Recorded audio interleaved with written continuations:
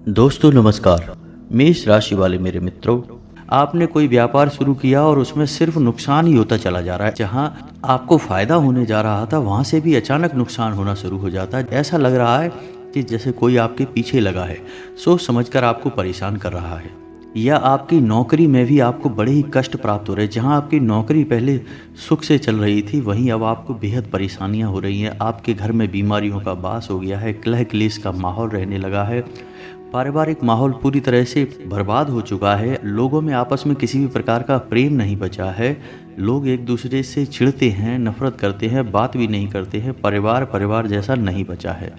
मित्रों, ये सारी घटनाएं हैं, ये क्यों होती हैं हमारे साथ में, इसके बारे में आज हम चर्चा करने जा रहे हैं। वीडियो का टॉपिक बहुत ही खास है। हर व्यक्ति के लिए यह खास है क्योंकि हर व्यक्ति किसी न किसी प्रकार की बाधा से पीड़ित अवश्य है। और अत्यधिक बाधाओं से पीड़ित इंसान हमसे संपर्क करने की कोशिश भी करते हैं, उन्हें बाधाओं से मुक्ति भी दिलाई जाती है। तो फिलहाल हम चर्चा कर रहे हैं। तो मित्रों, सबसे पहले आपको बता देते हैं कि भूत होते क्या हैं। ये जानना हमारे लिए बेहद जरूरी है, तभी हम इनसे मुक्ति प्राप्त कर सकते हैं या इनके चंगुल में आने से बच सकते हैं। तो मित्रों, वीडियो को ध्यान से देखते रहें और समझने का प्रयास करें कि हम आपको क्या समझाना चाह रहे हैं। तो मित्रों, जो आत्मा होती है वही भूत होती है। हर इंसान मरने के बाद भूत बनता है। तो हमारे अंदर जो आत्मा निवास करती है उसे हम जीवात्मा कहते हैं। जब इंसान मर जाता है तो जो स्थूल शरीर है हमारा, वह नष्ट हो जाता है और हमारा सूक्ष्म शरीर बचा रह जाता है, जिसे हम प्रेतात्मा कहते हैं। जीवात्मा जिस शरीर में निवास करती है, स्थूल शरीर में, इसकी उम्र 120 वर्ष होती है। लेकिन प्रेतात्मा जिस शरीर में निवास करती है, उस शरीर की उम्र अनंत काल तक होती है, यानी वह हजारों लाखों वर्ष तक जीवित रह सकता है। जी हाँ मित्रों, और जब उस आत्मा को मुक्ति प्राप्त हो जाती है, वह आत्मा उस परम धाम में निवास करने लगती है, तो वह सूक्ष्म आत्मा बन जाती है। यानी कि उसकी पुनः एक बार मृत्यु कह सकते हैं। सूक्ष्म शरीर से भी वह बाहर निकल जाती है। फिर उसका इस संसार से कोई लेना देना नहीं होता। लेकिन जब तक वह आत्मा सूक्ष्म शरीर में रहती है तो उसे ही हम प्रेत आत्मा या फिर भूत कहते हैं। वे भटकते रहते हैं। उनके अंदर भावनाएं तो होती हैं, उनके अंदर तमाम प्रकार के राग, द्वेष, क्रोध, भूख, प्यास, संभोग सुख की भावनाएं, इच्छाएं, वासनाएं, लोभ, सब कुछ होता है। लेकिन उनके पास स्थूल शरीर नहीं होता है, तो हम उन्हें देख नहीं पाते हैं। वे वायु से बने हुए होते हैं। जी हाँ मित्रों, आयुर्वेद के अनुसार यह शरीर जो होता है, जिसे हम सूक्ष्म शरीर कहते हैं, यह 17 तत्वों से मिलकर बना होता है। हमारे ऋषि मुनियों ने इस विषय पर गहरे शोध किए हैं, गहरे विचार किए हैं। फिर उन्होंने ग्रंथों में इस जानकारी को हमें संरक्षित करके दिया है। तो मित्रों, कुछ भूत होते हैं जो अपने इस शरीर की ताकत को समझ लेते हैं और उसे उपयोग करना जानते हैं। और कुछ ऐसे होते हैं जो अपने इस शरीर की ताकत को नहीं समझ पाते। इसे आप ऐसे भी समझ सकते हैं जैसे कि हमारे स्थूल शरीर में भी बहुत शक्ति होती है, लेकिन उस शक्ति का इस्तेमाल करना कुछ लोग जानते हैं। जैसे कुछ पहलवान टाइप के लोग होते हैं जो कि अपनी शक्ति को बढ़ा लेते हैं, कई गुना बढ़ा लेते हैं सामान्य इंसान से। और कुछ ऐसे होते हैं जो सामान्य जीवन जीते रहते हैं, अपनी दैनिक दिनचर्या को पूरा करने के लिए ही अपने शरीर का उपयोग करते रहते हैं। तो इसी प्रकार जो सूक्ष्म शरीर है, उस शरीर में रहने वाले लोग जो होते हैं, जो आत्मा होती है, जब वो शरीर की ताकत को पहचान जाते हैं तो फिर वे उपद्रव मचाना शुरू करते हैं, अपनी इच्छाओं की पूर्ति करना शुरू करते हैं। तो ऐसा कहा जाता है कि जब कोई सूक्ष्म आत्मा या यूँ कहें कि भूत अपनी स्पर्श की ताकत को पहचान जाता है, यानी कि वह अपने छूने का एहसास करा सकता है, अपने होने का एहसास करा सकता है, तो उसके अंदर इतनी ज़्यादा प्रचंड शक्ति होती है कि वह किसी शक्तिशाली पेड़ को भी, बड़े से बड़े पेड़ को भी क्षण भर में उखाड़ कर फेंक सकता है। यह होती है किसी भूत की शक्ति। यह हमारे स्थूल शरीर से हजारों गुना ज़्यादा होती है। तो भूत के अंदर शक्ति बहुत होती है, लेकिन उस शक्ति की पहचान नहीं होती है। जब वह पहचान कर लेता है तो वह फिर अपनी शक्ति के माध्यम से अपनी इच्छाओं की पूर्ति करना शुरू कर देता है। मित्रों, भूत मानसिक तौर पर भी अत्यंत शक्तिशाली होते हैं, किसी पर भी हावी हो सकते हैं। जब अपनी शक्ति को पहचान जाते हैं तो फिर किसी के भी दिमाग पर हावी हो सकते हैं और इसी प्रकार वे अपनी इच्छाओं की पूर्ति करना शुरू करते हैं। मित्रों, कुछ भूत या कुछ जीवात्माएं जो सूक्ष्म शरीर में रहती हैं, वे अच्छी भी होती हैं, जो मरने के बाद अच्छे अच्छे कर्म करती हैं, लोगों की इच्छा पूर्ति में मदद करती हैं, जिन्हें हम पीर फकीर बाबा कहते हैं, सिद्ध बाबा कहते हैं। इनके छोटे छोटे स्थान भी बनाए जाते हैं, इनकी पूजा आराधना भी की जाती है, लोग इनकी पूजा करते हैं, मनोकामनाएं भी पूर्ति होती हैं, लोगों को लाभ प्राप्त होता है। ऐसी आत्माएं बड़ी सहायक होती हैं और अपनी मुक्ति के मार्ग को भी प्रशस्त करती हैं लोगों की मदद करने के माध्यम से। लेकिन कुछ दुष्ट आत्माएं होती हैं जो लोगों के माध्यम से अपनी इच्छाओं की पूर्ति करना चाहती हैं, तो हमें उन्हीं आत्माओं से बचना है। तो मित्रों, सबसे पहले हम जानते हैं कि ऐसी आत्माएं हमारे ऊपर हावी कब होती हैं, किस जगह पर होती हैं, क्या स्थितियां होती हैं जब ऐसी आत्माएं हमारे शरीर पर हावी हो जाती हैं और हमारा विनाश शुरू हो जाता है। तो मित्रों, हम आपको बताते हैं कि कुछ लोग कहते हैं कि भूत से राशि मिल जाए तो भूत हमारे ऊपर हावी हो जाता है। नहीं, ये बात बिल्कुल गलत है। भूत की कोई राशि नहीं हो सकती। राशि उसकी होती है जिसका जन्म होता है। भूत का कोई जन्म नहीं होता है। सूक्ष्म शरीर का कोई जन्म नहीं होता है। वह हमेशा से हमारे साथ विद्यमान है, तो उसकी राशि भी नहीं हो सकती है। तो जब हमारा शरीर, स्थूल शरीर जिसमें जो हमें अभी दिखाई दे रहा है, यह नष्ट हो जाता है तो हमारी राशि की भी सीमाएं समाप्त हो जाती हैं। तो भूत की कोई राशि नहीं होती है। तो फिर भूत हमारे ऊपर हावी ही क्यों होते हैं? तो भूत हावी होते हैं कुछ विशेष परिस्थितियों में। तो मित्रों, सबसे पहले जानते हैं कि किन स्थानों पर भूतों का वास होता है। तो किसी नदी में, किसी पुल पर, किसी एकांत खंडहर में, किसी एकांत स्थान में जहाँ कोई नहीं जाता आता है, ऐसे स्थानों पर भूतों का वास होता है। ऐसे स्थानों पर हमें जाने से बचना चाहिए, और यदि हम जाते भी हैं तो फिर हमें ईश्वर का ध्यान करते रहना चाहिए, माँ भद्रकाली का ध्यान करते रहना चाहिए। किसी सुनसान स्थान पर, किसी पेड़ के नीचे टॉयलेट नहीं करनी चाहिए, वहाँ पर भी अक्सर भूतों का वास होता है। कभी कभी आप जा रहे हैं रास्ते पे और चौराहे पर या तिराहे पर आपने देखा कि किसी विशेष प्रकार का नारियल रखा है, कोई नींबू रखा है, उससे आपको दूरी बनानी है, उसे लांघना नहीं है किसी भी कीमत पर। वह निश्चित ही किसी के द्वारा किया गया कोई तांत्रिक प्रक्रिया है, उससे आपको दूरी बनाकर रखनी है, वहाँ आपको नहीं जाना है। ऐसे स्थान पर भी भूत का वास होता है।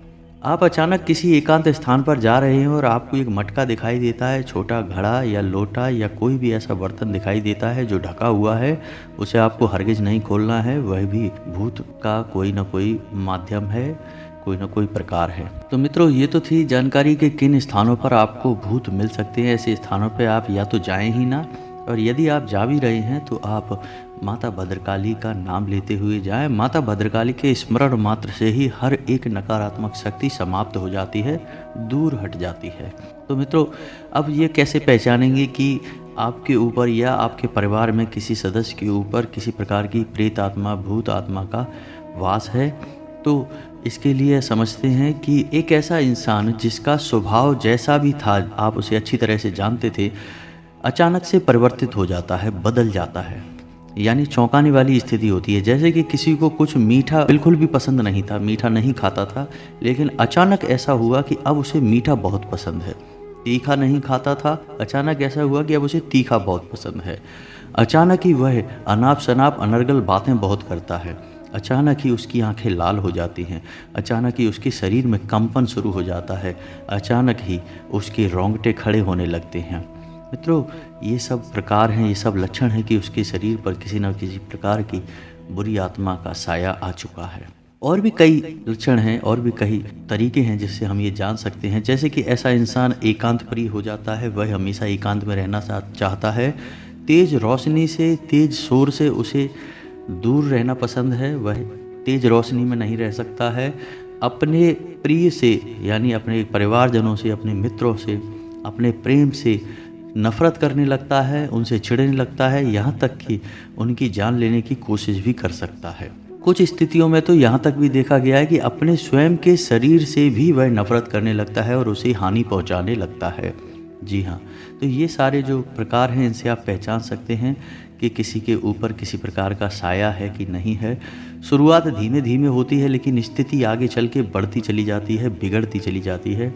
जो भी प्रेत आत्मा, भूत आत्मा उसके ऊपर वास कर रही है, वह अपनी इच्छाओं की पूर्ति के लिए फिर उस पर हावी होती चली जाती है। मित्रों, तो आपको पहचानना है और उसके लिए प्रक्रियाएं शुरू कर देनी हैं। मित्रों, कभी कभी भूत किसी इंसान के माध्यम से हमारे घर में प्रवेश कर जाता है और फिर वह हमारे घर में ही वास करने लगता है। तो ऐसी स्थिति में क्या होता है कि हमारे घर का माहौल बदलने लगता है, फिर हमारे घर के सभी लोग एक दूसरे से चिढ़ने लगते हैं, घर में सुख समृद्धि समाप्त हो जाती है, शांति भंग हो जाती है, कलह क्लेश का माहौल अक्सर बना रहता है। परिवार के लोग एक दूसरे से बात करना पसंद नहीं करते हैं। जहां पहले एक साथ बैठकर घंटों बातें हुआ करती थी, वहां अब 1 मिनट के लिए भी किसी प्रकार की आपस में लोग बात नहीं करते हैं। काम की बात करना भी अब मुश्किल हो जाता है। सुख समृद्धि समाप्त हो जाती है, धन के आगमन के रास्ते बंद होने लगते हैं, एक एक करके आमदनी के स्रोत कम होने लगते हैं या समाप्त होने लगते हैं। घर में दरिद्रता का वास हो जाता है, देवी देवताओं की पूजा होना बंद हो जाती है, घर में लगाए गए पौधे, हरे भरे पौधे सूखने शुरू हो जाते हैं और सबसे पहले घर की तुलसी सूख जाती है। घर में आप किसी भी प्रकार की पूजा पाठ नहीं कर सकते हैं। जब आप पूजा पाठ करने की कोशिश करते हैं तो तमाम प्रकार के विघ्न और बाधाएं उत्पन्न होती हैं। हो सकता है कि पूजा बीच में ही भंग हो जाए, पूर्ण होने से पहले ही पूजा नष्ट हो जाए। तो मित्रों, ये तो थी जानकारी कि हम परिवार पर किसी प्रकार का साया है या हमारे ऊपर किसी प्रकार का साया है, परिवार के किसी व्यक्ति के ऊपर साया है, इस सब को कैसे पहचानेंगे। मित्रों, एक चीज़ याद रखना है कि हमेशा ऐसा नहीं होता है कि हमारे ऊपर किसी ने, हमारे परिवार के ऊपर किसी ने किसी प्रकार की जीवात्मा, भूत आत्मा को छोड़ रखा है, प्रेत आत्मा को छोड़ रखा है। ऐसा ज़रूरी नहीं है। प्रेत आत्मा स्वयं ही हमारे शरीर को चुन सकती है, हमारे घर को चुन सकती है। किसी ने किया नहीं है तब भी, क्योंकि बहुत से लोग ऐसा कहते हैं कि हमारी तो किसी से दुश्मनी ही नहीं है, हम तो इतने अमीर भी नहीं हैं, रईस भी नहीं है, हमारा तो बड़ा ही सामान्य सा जीवन है, फिर लोग हमसे क्यों चिढ़ेंगे, लोग हमारे ऊपर तांत्रिक क्रिया क्यों करेंगे, हमारी तो किसी से दुश्मनी नहीं है, हमारा तो सबसे प्रेम मिलाप है, अच्छा है, रिश्ता नाता बढ़िया चल रहा है।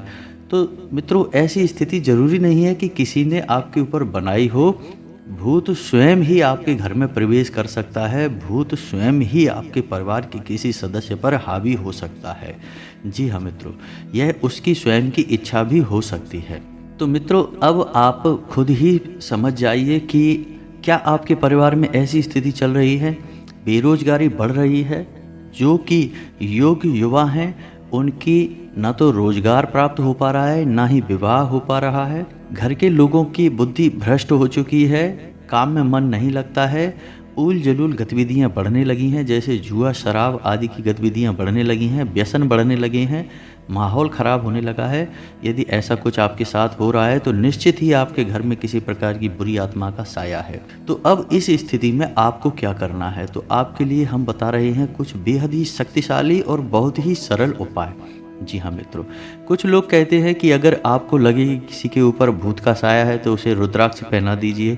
कोई फर्क नहीं पड़ेगा मित्रों, आप उसे रुद्राक्ष पहना देंगे, क्योंकि रुद्राक्ष स्वयं भगवान भोलेनाथ का प्रतीक है और भगवान भोलेनाथ की शरण में सभी रहते हैं, चाहे भूत हो, पिशाच हो, चुड़ैल हो, डायन हो, इंसान हो, जीव हो, सभी रहते हैं। तो भगवान भोलेनाथ को इससे कोई परेशानी नहीं होगी कि आपके घर में भूत रहता है कि नहीं रहता है। तो अब आपको भूत से मुक्ति कैसे प्राप्त होगी। जी हाँ मित्रों, आपको पता चल गया कि आपके परिवार में, आपके घर में भूत है, कोई प्रेत आत्मा है, अब उससे मुक्ति आपको कैसे प्राप्त होगी। तो इस संसार में केवल 2 ही ऐसी प्रचंड शक्तियां हैं जो आपको किसी भी दुरात्मा से मुक्ति दिला सकती हैं। पहली शक्ति है माता भद्रकाली की या स्वयं काली माता।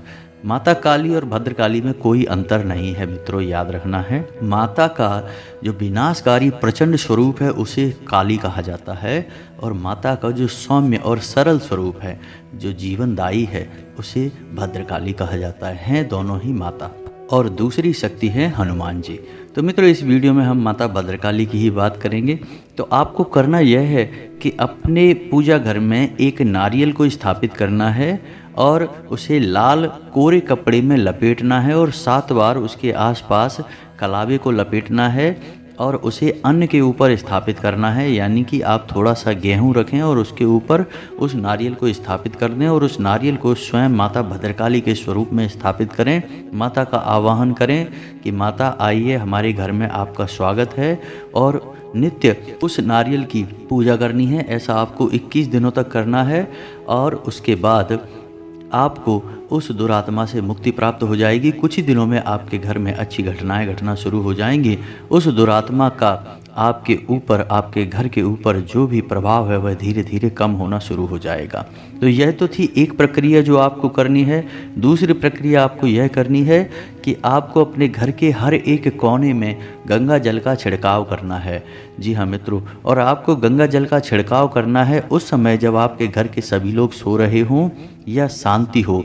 यह कार्य सर्वोत्तम रहेगा कि आप ब्रह्म मुहूर्त में करें। सुबह 4 बजे जागकर आप इस क्रिया को करें, और जब आप गंगा जल का छिड़काव करें तो उस वक्त भी माता भद्रकाली का नाम स्मरण करते चलें और माता से प्रार्थना करें कि माता, हमसे जो भी भूल चूक हुई है उसके लिए हमें क्षमा करें, हमारी गलतियों को माफ़ करें और हमें इस दुरात्मा से मुक्ति प्रदान करें। तो आपको इस प्रक्रिया को भी 1, 2 या 3 बार दोहराना है, और इसी के साथ साथ आपको अपने घर के दरवाजे पर गाय के गोबर से लीपन करना है। गाय के गोबर से थोड़ा सा लीपन करके उस पर चौक बनाना है और उस पर एक दीपक जलाना है।